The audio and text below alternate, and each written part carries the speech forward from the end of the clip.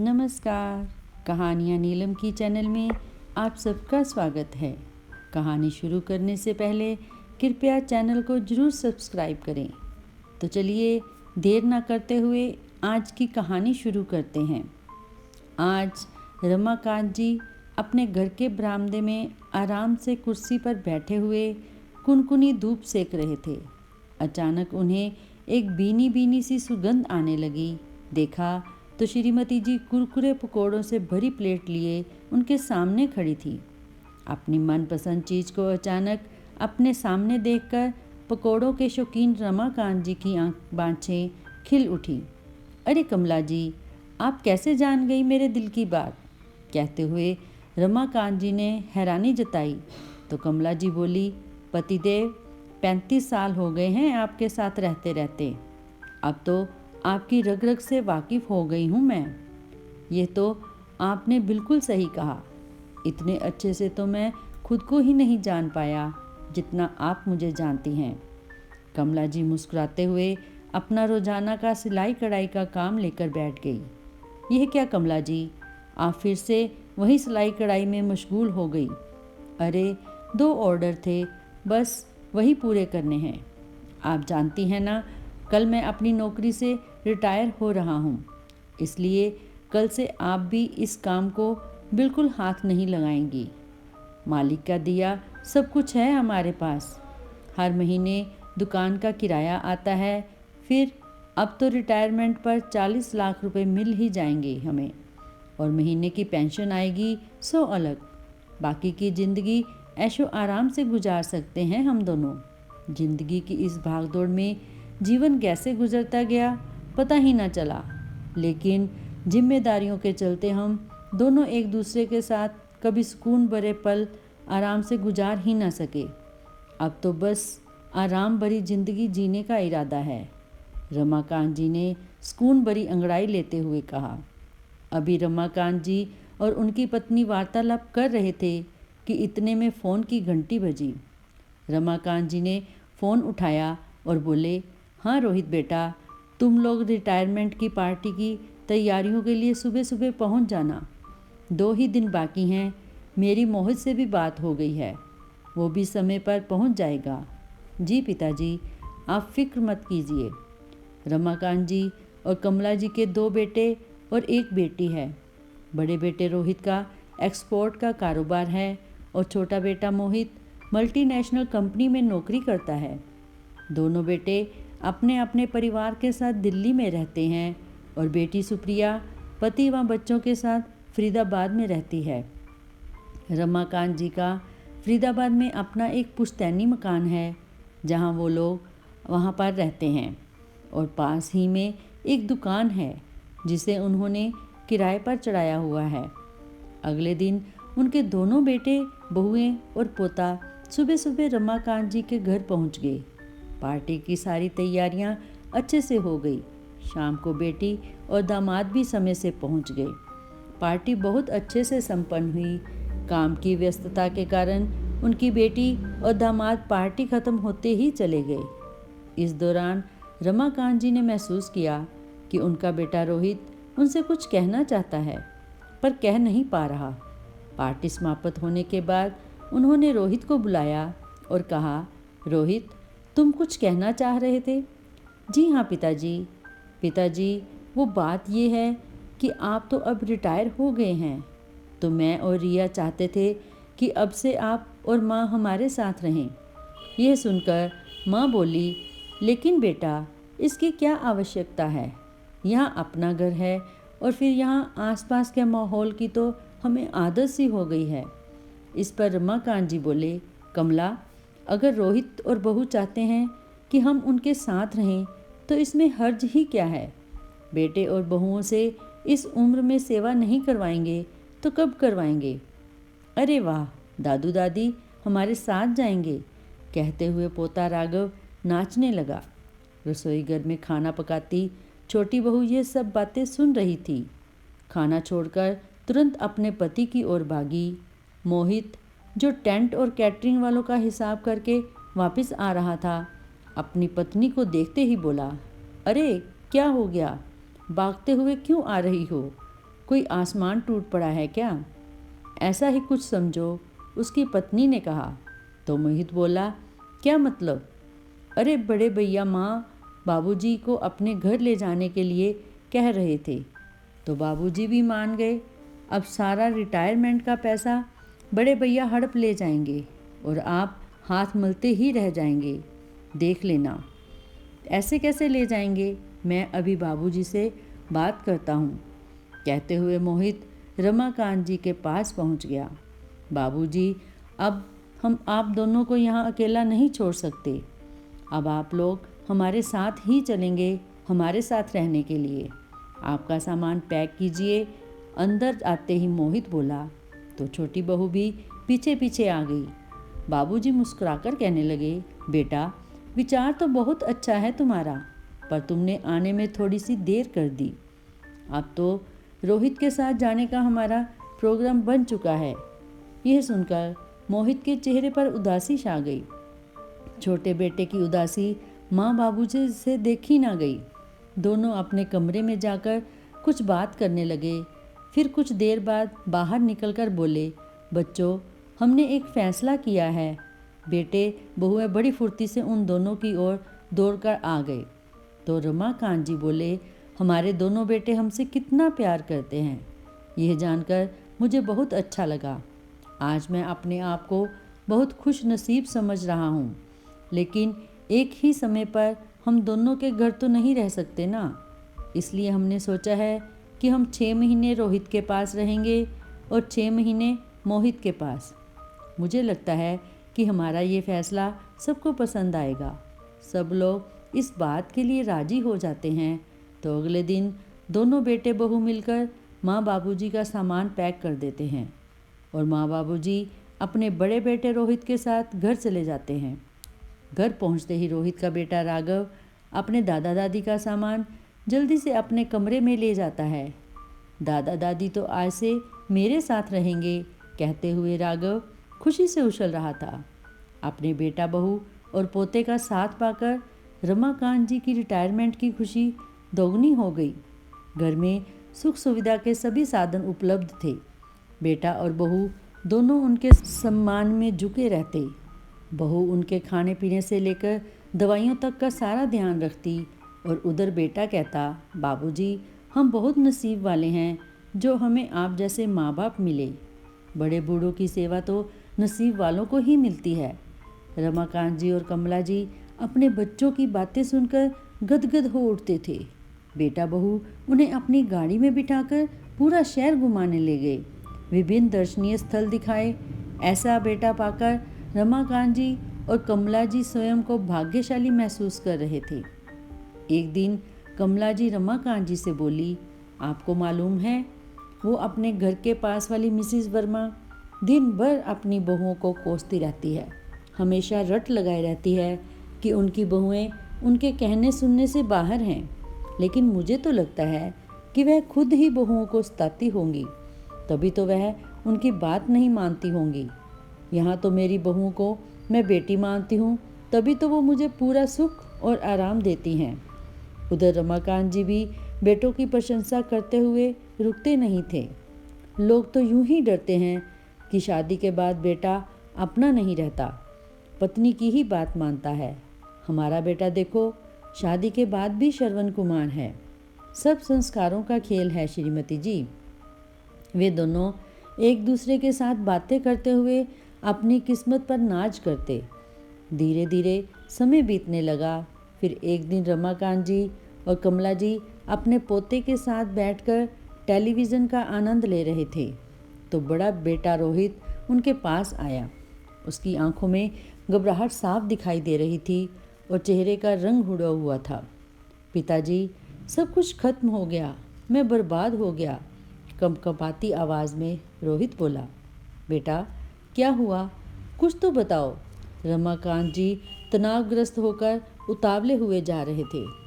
वो हमारा एक्सपोर्ट का एक बहुत बड़ा ऑर्डर था जो कि रिजेक्ट होकर वापस भेज दिया गया है। अब लाखों का माल जिसके लिए मैंने ब्याज पर पैसा उठाया था, कौड़ियों के दाम भी नहीं बिकेगा। हे राम, ये कैसे हो गया? बड़ी बहू चिल्लाई और अपना सिर पकड़कर बैठ गई।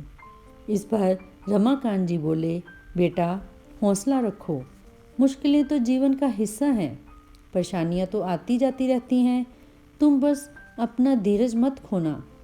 रोहित को तो रमाकांत की यह सब बातें कह रहे थे, परंतु मन ही मन स्वयं भी कुछ परेशान से हो गए थे। 2 दिन बाद जब सब लोग रात का खाना खा रहे थे तो रोहित बोला, पिताजी मुझे आपसे कुछ बात करनी है। हाँ बोलो बेटा। पिताजी आप तो मेरे बिजनेस की हालत जानते ही हैं, मुझे जल्द से जल्द अपना कर्जा चुकता करना है और अपने बिजनेस को नए सिरे से जमाना पड़ेगा। उसके लिए मुझे 50 लाख चाहिए। मुझे आपकी मदद की सख्त आवश्यकता है। आपके पास बैंक में जो पैसा पड़ा है वह आप मुझे कुछ समय के लिए दे दीजिए।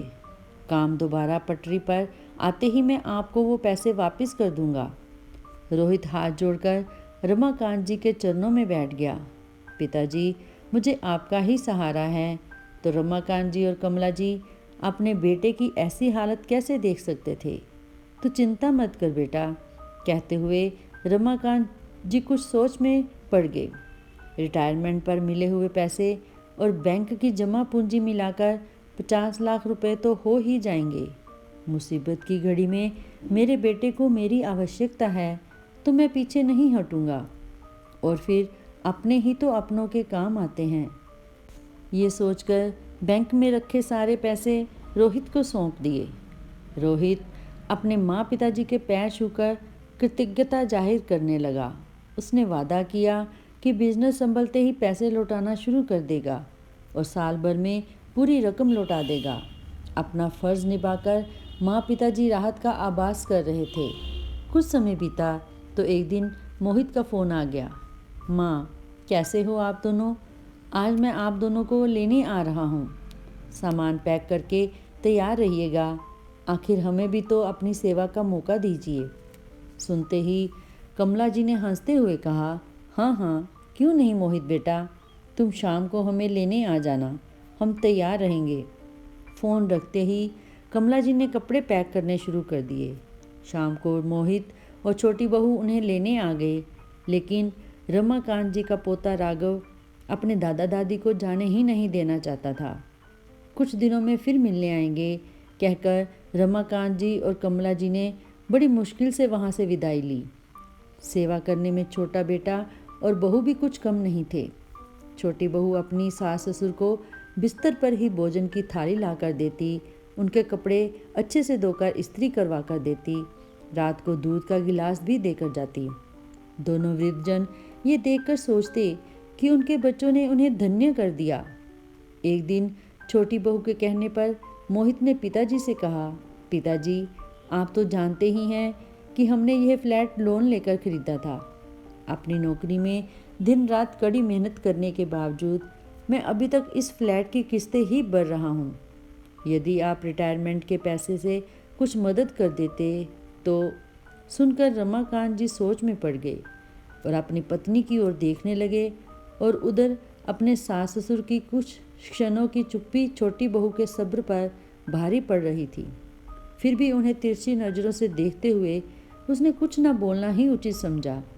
कुछ सोच समझकर रमाकांत जी ने सारी बात स्पष्ट कर दी और उन्होंने कहा कि रिटायरमेंट के पैसे और बैंक की बाकी जमा पूंजी उन्होंने रोहित को दी थी। ये सुनकर मोहित और छोटी बहू हतप्रभ रह गए। इस बार छोटी बहू स्वयं को रोक ना पाई। हाय हाय, आप लोगों ने अपनी सारी खून पसीने की कमाई रोहित भैया को दे दी, इतना तक भी ना सोचा कि उन रुपयों पर आपके छोटे बेटे का भी हक है। बहू की बातें सुनकर रमाकांत जी हक्के बक्के रह गए। फिर स्वयं को संभालते हुए बोले, बेटा जरा समझने की कोशिश करो, उन लोगों को पैसे की सख्त ज़रूरत थी, उसे कारोबार में बड़ा नुकसान हुआ था और फिर रोहित ने रुपया उधार ही तो लिया है। उसने मुझसे वादा किया है कि जैसे ही दोबारा से कमाने लगेगा थोड़ा थोड़ा पैसा मुझे लौटाना शुरू कर देगा और साल भर में पूरी रकम वापस लौटा देगा। ये तो वक्त ही बताएगा पिताजी, कहते हुए मोहित पैर पटकता हुआ अपनी नौकरी पर चला गया। और छोटी बहू जलते भुनते हुए रसोई में चली गई। रमाकांत जी और कमला जी बेटे बहू का व्यवहार देखकर सन्न रह गए। हमेशा मान सम्मान करने वाले और सलीके से पेश आने वाले बेटा और बहू इस प्रकार का अशोभनीय व्यवहार कैसे कर सकते हैं। उन दोनों के मन पर चिंताओं का बोझ आ पड़ा। रमाकांत जी अपनी पत्नी से बोले, कमला, हमने अपने बेटे की मदद करके क्या गलती की है? रुपया क्या बेटे से ज़्यादा कीमती था? सप्ताह में 1 या 2 बार रोहित अपने माँ पिताजी को फ़ोन करके हालचाल पूछा करता था, लेकिन कुछ समय बीत गया था, उसका फ़ोन नहीं आया था। रमाकांत जी बड़ी बेसब्री से उस दिन की प्रतीक्षा कर रहे थे जब रोहित उन्हें कुछ पैसे लौटाएगा और उस दिन वह मोहित को दिखा देंगे कि अपने बड़े बेटे पर विश्वास करके उन्होंने कोई गलती नहीं की। लेकिन उसके बाद भी 2 महीने बीत गए और रोहित का फ़ोन नहीं आया। रमाकांत जी ने रोहित को फ़ोन करके कुछ पैसे लौटाने के लिए कहे, लेकिन रोहित ने यही कहकर फ़ोन रख दिया कि कुछ और समय लगेगा, अभी तंगी चल रही है, और लगे हाथ ये भी बोल दिया कि आप सभी कुछ महीनों के लिए रोहित के पास ही रहिए। रोहित के इस रूखे व्यवहार का कारण उन दोनों को समझ नहीं आ रहा था। देखते ही देखते महीने बीतते गए, लेकिन रोहित ने 1 रुपया भी न लौटाया और ना ही उन्हें अपने साथ ले जाने आया। आखिरकार एक दिन रमाकांत जी ही रोहित के घर चले गए और अपने रुपयों के बारे में पूछ लिया, तो जवाब में रोहित शेर की तरह गुर्राने लगा। आप लोग कैसे माता पिता हैं? बेटे के दुख में भी आपको अपना पैसा प्यारा है। अभी तो काम कुछ संभलने लगा है, अभी इतना सारा पैसा निकाल लूँगा तो आगे काम कैसे चलेगा? बड़ी बहू ये बातें सुनकर बाहर आई और कहने लगी, बाबूजी, आपके पास रुपए की कमी है क्या? वैसे भी तो पैसा बैंक में ही पड़ा था। ये पैसा लेकर हम लोग कोई सुख सुविधा का सामान तो नहीं जुटा रहे थे। आपके बेटे का काम ही आ रहा है। बहू और बेटे की बात सुनकर रमाकांत जी वहीं खड़े जड़वत से रह गए। अब तो रुपए के साथ साथ उनका तो मान सम्मान भी चला गया था। दोनों में से किसी ने उन्हें बैठने तक को नहीं कहा था और रमाकांत जी अपमान का घूंट पीकर वापस आ गए। रात को मोहित आया और आते ही पिताजी से पूछा, पिताजी, पैसे मिल गए? रमाकांत जी कशमकश में पड़ गए। समझ नहीं आ रहा था कि क्या उत्तर दें। फिर कुछ सोच कर बोले, वह रोहित कह रहा था कि काम कुछ संभल जाएगा तो पैसे दे देगा। पिताजी, आप ये जो नज़रें चुरा कर बात कर रहे हैं ना, साफ साफ पता चल रहा है कि भैया ने इनकार कर दिया है पैसा देने से।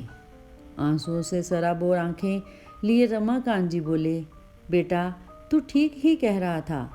रोहित के दिल में खोट आ गई है, वो रुपए वापस ही नहीं करना चाहता। तभी मोहित गुस्से से बोला, पिताजी, मैं जानता था ये सब बड़े भैया की चाल ही थी। आपसे पैसा हथियाने के लिए सब ढोंग किया था उन्होंने। फिर ये सुनते ही छोटी बहू, जो कब से अपने होंठ सिले बैठी थी, चिंगाड़ते हुए बोली, पिताजी, ऐसे तो नहीं चलेगा। एक बेटे पर इतनी मेहरबानी और दूसरा बेटा हाथ मलता रह जाए। आप तो दोनों बच्चों में भेदभाव कर रहे हैं। हमने तो सुना था कि माँ बाप को सभी बच्चे एक समान प्रिय होते हैं। सुनकर रमाकांत जी को अपराध बोध होने लगा। ऐसा नहीं है बहू, हमारे लिए तुम सब समान हो। तो ठीक है, यदि ऐसी बात है तो आपकी गांव वाली दुकान मेरे नाम करवा दीजिए। मोहित बोला, बेटा, हमने सपने में भी सोचा ना था कि हमारे बच्चे हमें ये दिन दिखाएंगे। कमला जी ने कहा तो रमाकांत जी बोले, नहीं कमला, यदि बेटे बहू ने हमसे हमारे प्यार का सबूत मांग ही लिया है तो ठीक है, मैं कल ही गांव वाली दुकान मोहित के नाम कर दूंगा। और रमाकांत जी के इतने कहने की देर थी कि मोहित और छोटी बहू के चेहरे पर संतुष्टि के भाव आ गए। दोनों एक दूसरे को देखकर मुस्कुराने लगे। आखिरकार उनकी चाल भी कामयाब हो गई थी।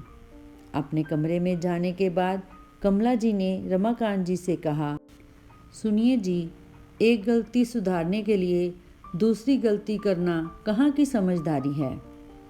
कमला, मैं क्या करता? मेरे सामने और कोई रास्ता ही नहीं था, और कोई चारा भी तो नहीं था।